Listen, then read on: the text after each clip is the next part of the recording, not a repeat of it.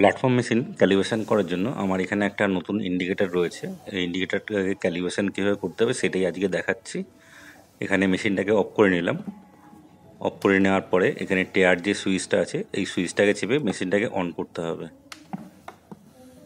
এখানে ক্যাল আসবে, এরপর এমআরটাকে একবার প্রেস করতে হবে। প্রেস করলে এখানে ক্যালেব দেখিয়ে একটা কাউন্টস দেখাবে। এরপর আবার এমআরটাকে প্রেস করলে লোড শো করবে। এরপর এখানে একটা ওয়েট দিতে হবে। আমি এখানে 20 কেজি একটা ওয়েটের পরে প্ল্যাটফর্মটার পরে দিয়ে দিচ্ছি। প্ল্যাটফর্মের পরে দেওয়ার পরে এটাকে আবার ওয়েটটাকে সেট করতে হবে। এখানে 20 কেজি দিয়েছি, এরপর আবার এমআরটাকে প্রেস করতে হবে। এখানে 20 কেজি সেট করা আছে, তোমরা চাইলে এটাকে চেঞ্জ করে নিতে পারো। এখানে আমি চেঞ্জ করছি না, যেখানে 20 কেজি রয়েছে ওর জন্যই আবার এমআরটাকে প্রেস করে ক্যালেব দেখিয়ে একটা কাউন্টস দেখিয়ে এখানে ডান শো করে ফাইনাল ক্যালিব্রেশন দেখাবে।